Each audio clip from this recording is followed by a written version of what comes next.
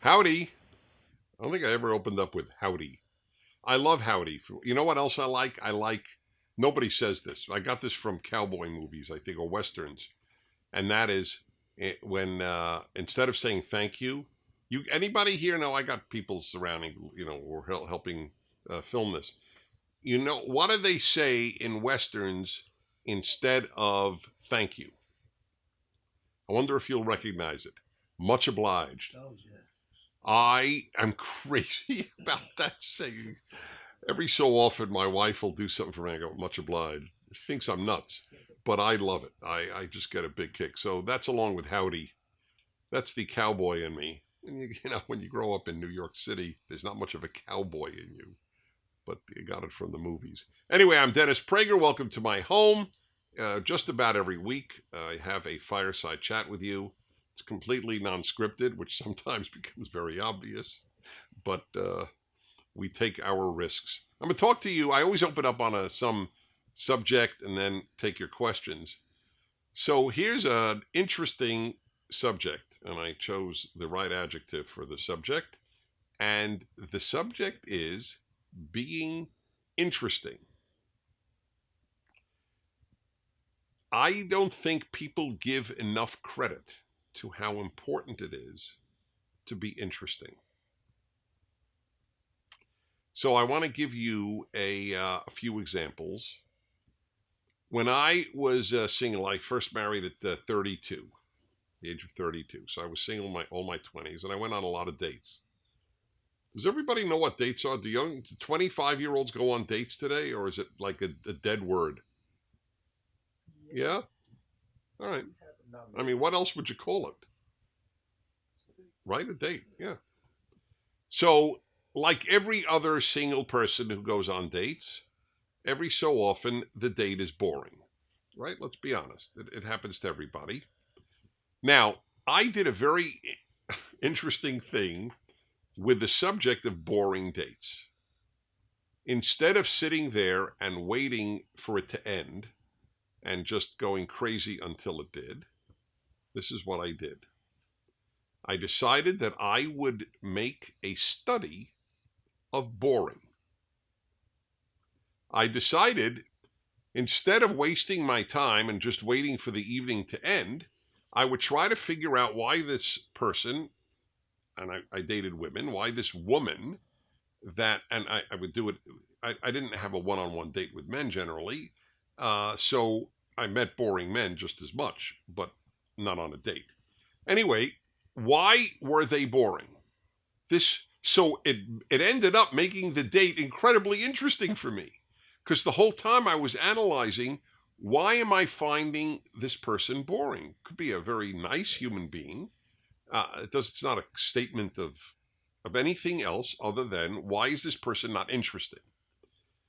And I came to two conclusions. This is not the only conclusions on the subject, but two conclusions about boring dates, or about people I found boring on dates. One was they weren't passionate about anything. Passionate about something, I don't mean irrational. I mean have strong love of something, strong interest in something, generally makes someone interesting. Someone who has a passion for flowers can probably make the subject interesting, even though I'm not particularly interested in flowers. But I'll bet if I were with somebody who was passionate about them, there's a good chance they could hold my interest. So usually the person didn't have passion about just about anything. The other thing was they talked about themselves most of the time, which, unless they have an exceedingly different and interesting life, is just not that interesting. You are narcissism is boring. Let me put it to you that way. Preoccupation with you may interest you, but it doesn't interest anybody else. So those were the two things that helped me understand that. Then I had another issue when I realized, for example, when I was in college, I remember thinking, and in fact in high school, when a teacher was boring, I remember exactly what I thought.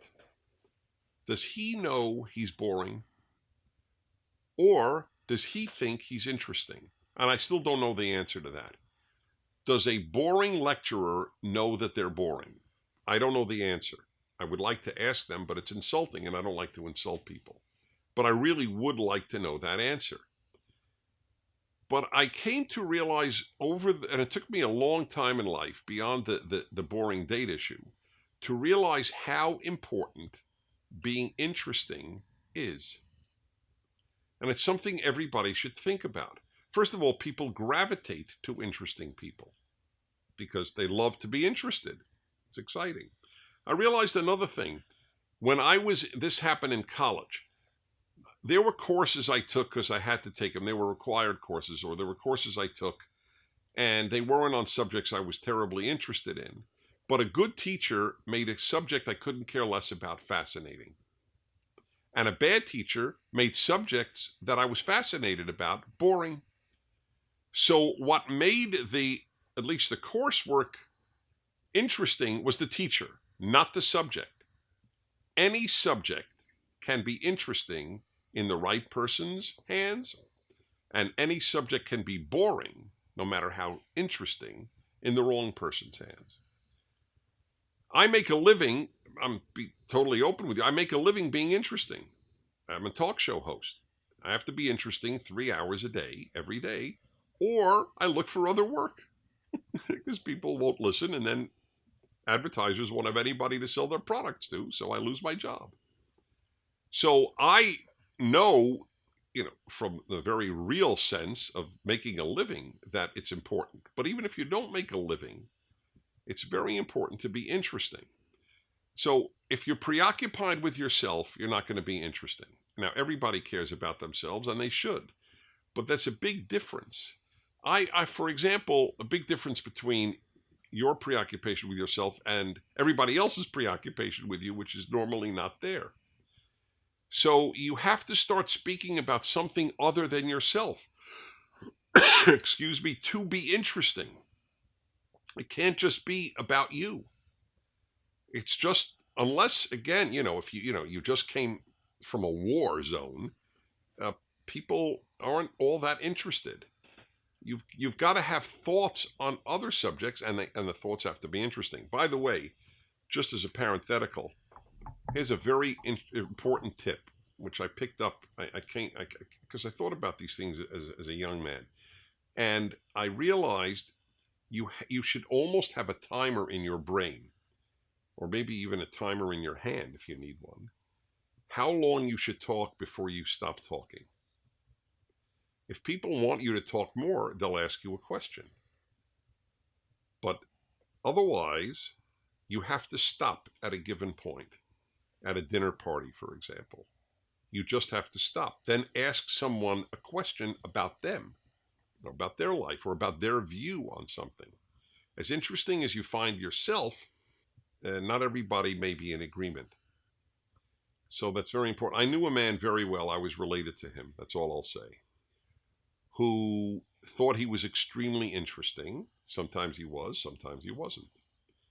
And I'll never forget one evening, I was present, when a man he met for the first time for this dinner get-together got up at the end of the evening, and we all said goodbye, and looked at this man and said, his first name, we'll call him Steve. Steve, it's a pleasure listening to you. Most people say, right, it's a pleasure speaking with you. That guy was very sharp. He said, Steve, it's a pleasure listening to you. I got the dig. Steve didn't. Steve thought it was a compliment. That's the funny thing. But it wasn't a compliment. It was because all he had to do all night, this poor guy, was listen to Steve. So to be interesting, you have to know when to keep quiet, no matter how interesting you are. Again, if people are interested, they'll ask you more. So then you speak another minute. I don't know what the number is, but it should be in your brain fixed, now I will stop. Much better that people clamor for more than they think you have gone on too long. That's a very big and important rule about speaking. not a lot, but a certain number of young people have asked me. They said I'd like to be a talk show host. What should I do? How do I know if I could do it? I said, that's very easy. Go into a room alone, have a seat, and then start talking and be interesting for 3 hours. If you can do that, you might be a talk show host. And half the people who hear that say, I don't think this is for me. Because it's a pretty tall order to be interesting for 3 hours. So it's a very big deal being interesting. I'll give you another example. I am into classical music. Very, very much so. I conduct orchestras periodically. That's how much into it I am. And I have heard, let's take a famous thing, like a Beethoven symphony. Let's take Beethoven's Ninth or Beethoven's Fifth. I have probably heard that each of those symphonies hundreds and hundreds of times.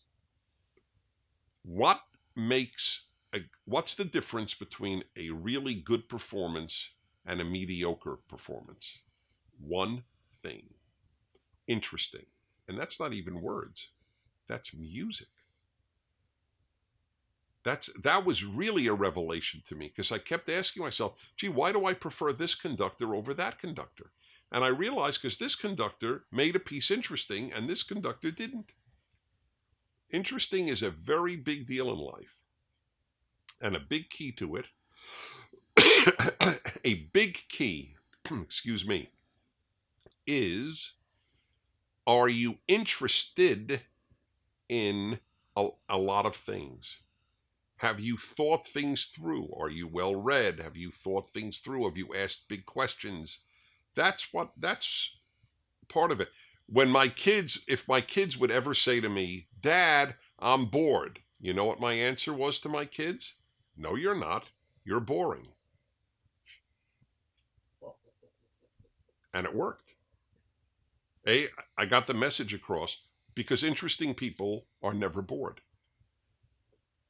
Non-interesting people who are not interested in much, get bored. But not people who are interested. In order to be interesting, you have to be interested. And you can't just be interested in movies. That's fine. Or video games. Yes, so at a video games convention, you are the star of the table. But elsewhere, most people probably won't find that all that interesting. So the trick is to develop interests and think things through. And the more you think, the more interesting you will get. So all of these put together are a great lesson in life. And again, the problem is we don't have enough loving critics in our life. People who love us don't criticize, and people who don't love us, they might criticize, but we won't take the criticism seriously. The people we'll take criticism seriously from generally won't criticize us, or they're afraid to. But that's a big help. Again, by the way, I had mentioned in a previous incarnation of the Fireside chat that if you write, you can see if you think clearly, but you can also see if you're interesting. I spend most of the time in my writing getting rid of sentences. If I've made the point, I end the paragraph. It's over. One of the biggest compliments I get for my writing is when people say, I started underlining in things that you said that I thought were important, and I realized I was underlining too much. That's a good sign, because I want every sentence. I don't want any fat in the writing. That's how I look at it. You know what else I do, by the way? It's just a little trick of mine. I get rid of adjectives. I almost never write with adjectives. I let the reader supply the adjectives, and then that makes it more interesting, the reading. So think about that. Are you interesting? Ask a friend and say, I'm not going to be hurt. I just want to know, tell me, and what do you find interesting? And then you should analyze What do you find interesting in people you find interesting? And what do you find uninteresting in people you find uninteresting? But the key is interested, and to have that little timer in your brain when you stop talking. That's key. Okie doke. On to your questions. Here we go. Wayne in Grinnell, Iowa, 35. The other day, a coworker said morality is a subjective thing. That didn't sound right to me, though. Is morality an objective thing? Why or why not? Well, yeah. If morality is subjective, then there's no such thing as morality, is there? Your morality is your morality, and my morality is my morality, right? I think green is nicer than blue. You think red is nicer than yellow. I think murder is bad. You think murder is nice. Then it's all subjective. Either there's moral truth or there's no such thing as morality. We have mathematical truth. We have scientific truth. We have historical truth. But what about moral truth? Are certain things objectively wrong? Well, here's the thing. They're only objectively wrong if there is something that is higher than humans from which it emanates. And atheist philosophers have acknowledged that. If there is no God that says do not murder, murder wrong is an opinion, not a fact. I have a video on that. If there is no God, is murder wrong? Is that the name of it? Is that something like that? I think that is. And it's 5 minutes, like all our videos, and it's worth looking at. All right. Lois, 83. Ooh, don't get many 83-year-olds. Happy to have you, Lois. South Bend, Indiana. I used to be active in many things. Now in my 80s, how can I still make a difference? Well, I don't know what difference it makes what age you are. I don't know why is it easier to make a difference at 43 than 83? If you want to make a difference, you make a difference. What does make a difference mean? It means you're touching a human life. In fact, I've thought this in my young days. I thought we really waste we waste a lot of old people's talents in this country. Why aren't they all, or nearly all of them, why aren't they working with kids? They have time on their hands. Kids need mentors.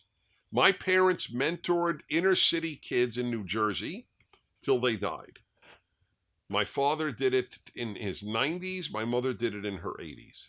She died at 89. And they made a big difference. Those kids loved them. And they loved making a difference in those kids' lives. That's what make a difference means. Make a difference means make a difference in people's lives. That's the biggest area. You can make a difference in a good cause. So I with great respect to you for even caring about the question, nevertheless, I don't fully understand it. What's to stop you? People need people. And you can touch people.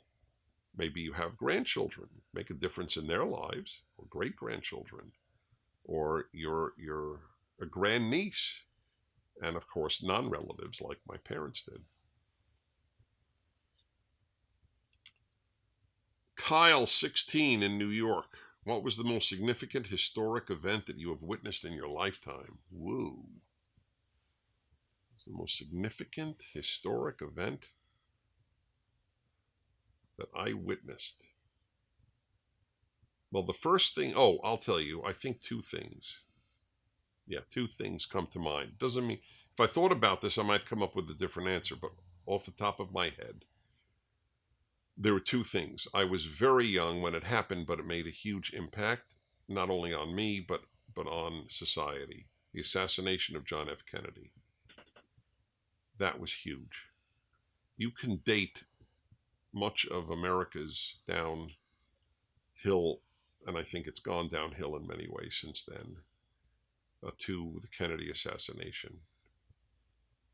And I have a theory on that. A lot of people don't believe that Lee Harvey Oswald killed him, or at least was not the only one involved. And I know why people don't want to believe that Lee Harvey Oswald was alone. It is too painful to realize what one loser could do to a whole society. The damage that a nothing, and Lee Harvey Oswald was a nothing. And it's disturbing how much damage a nothing can do. Anyway, the other one was 9/11. That was shattering. That there are people who, in the name of their God, would do such evil. And it inaugurated an era of realization that there are, unfortunately, tens of millions of people out there, Islamic extremists, obviously not all Muslims, who truly believe that God wants them to do evil. And if you read my book, The Rational Bible, and if you watch my video on the Ten Commandments, I make the case that the worst sin a person can do is evil in God's name. An atheist who murders has done terrible evil, but a religious person who murders has done twice as much evil. They've not only killed their victim, they've killed their God, as it were. The biggest obstacle to a lot of people taking religion seriously is that there are bad religious people.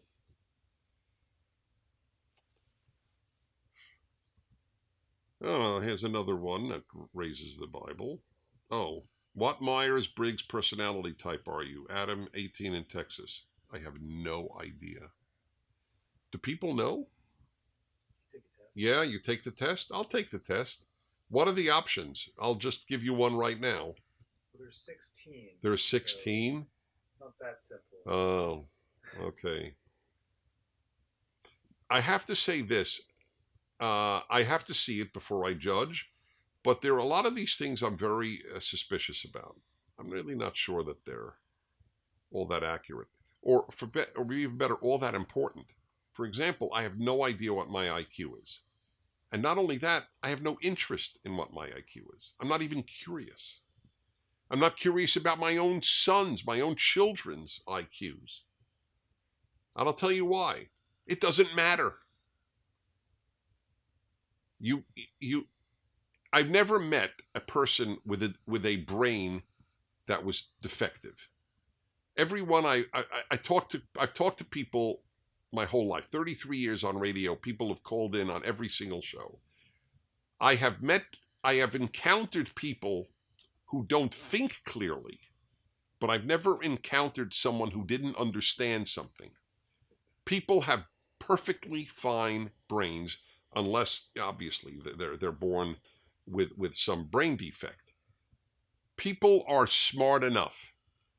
The problem with people is not that they're not smart, it's that they're not clear, that they don't have common sense, or they don't utilize common sense, that they are psychologically impaired from thinking clearly. They think with their emotions, not their mind. There are a whole host of reasons that people don't use their brains well. But the problem is not IQ. The only time IQ matters, I imagine, is figuring out great complex equations in physics. I assume you need a high IQ to do that. But that's a tiny percentage of humanity. The rest of us have to work out how to deal with life. And that's not an IQ question.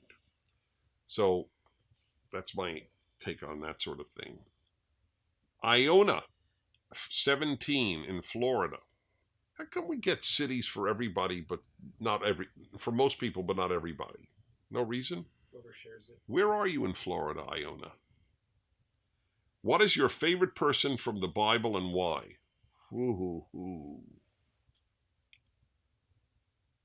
That's an interesting question. My favorite person.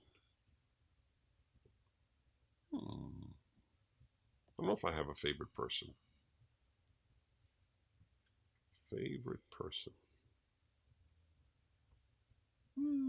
Well, I have a certain affection for the serpent in the Genesis story. It's a strange reaction. I'm kidding. I'm kidding. Okay. Let's see. Oh yeah, you know who I like? Rahab, the prostitute who let the Hebrews into Canaan.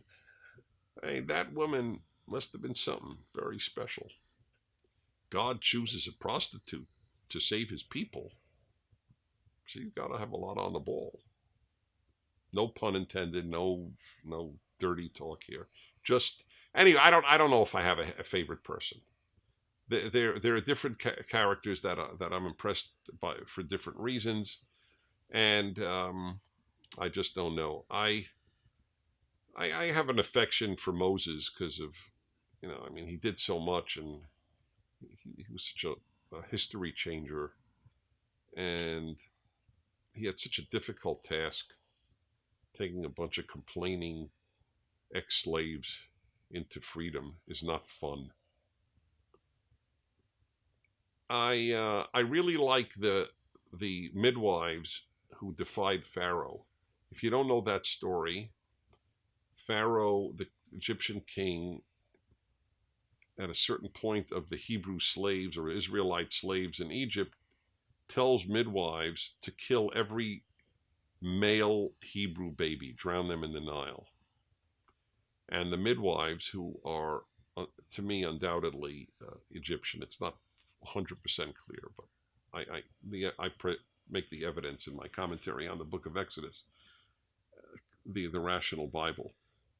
They defied the Pharaoh. They must have been very impressive women. It's like a German who defied Hitler. Those are some of my favorite people who ever lived. How we doing, gentlemen? Question or two more. All right. Okay. Let's see here. Mike, 15, in Whitensville, Massachusetts. Since I'm 15 and I have a job, I have to pay taxes even though I can't vote. Is this fair? You're kidding me. You shouldn't have to pay taxes on your income because you don't vote? Hey, I'll stop voting. That would be awesome. If I don't vote, do I have to pay taxes? This is what we call, and I'm not knocking you, I'm commending you for even asking it and for watching these things. Most 15-year-olds are playing video games or God knows what. So hey, you're okay in my book. But what you have here is a sort of non sequitur. Non sequitur means where A is not related to B. The right to vote is different from the obligation to pay taxes on income. One has nothing to do with the other. The reason that you're not allowed to vote before 18 is we don't believe that people under 18 have the wisdom and knowledge to do so. It doesn't take wisdom and knowledge to pay taxes. You might as well say, hey, I can't vote. Why am I obligated to, why am I obligated to cross at a green light? Why can't I cross the street on a red light? Because one has nothing to do with the other. There are certain obligations every citizen has, and there are certain obligations that some citizens have at a certain age, and that's it. Now, if you want to ask me, which you did, but if you did want to ask me, is it fair that you pay taxes on income as opposed to pay taxes on what you spend? There you will have a very supportive me. I believe that the income tax is certainly at given rates is a form of legalized theft, and it is. I mean, everybody knows that. You're at gunpoint. Your money is being taken from you. You don't pay it, you go to jail. And so, I believe we should all pay taxes. I'm not an anarchist, but I think we should be taxed not on what we make, but on what we spend. That would be great for the economy. Be great for people to be able to keep their money and save. And there are a whole host of reasons why I would prefer that, but beyond the scope of your question. And finally, let's see here. Chris 22 in our Arcata or Arcata. It's a T, so it might be Arcata, or maybe it was written wrong. I know there's an Arcadia, not Arcata. Okay, I guess it's Arcata. How can young people bring bipartisanship together in a polarized town or university? I don't have an answer for that, because that's not the question I really ask. Let's be honest. The only way to bring people together is have everybody share the same values. And since everybody wants everybody to share the values they hold, so there's never going to be unity, because everybody wants unity on their terms. Right? Makes perfect sense. I would love Americans to all be unified on the value system that I hold. I don't want Americans unified on a value system I don't hold. So what you should do is learn how to make the case for your value system and show it's good for everybody. That's my belief. That's one of the biggest beliefs of my life. I think that American values are good for everybody. The American Trinity of liberty, in God we trust, e pluribus unum, and my religious values, that there is one God who wants us all to be good. It's called ethical monotheism. That's good for everybody, and I wish we could unite on that. But it's not going to happen in your lifetime. Okay. What did I open up with today? Oh, interesting. Oh, yeah. Let me know how you react to this stuff. Thanks for being with me. I'm Dennis Prager.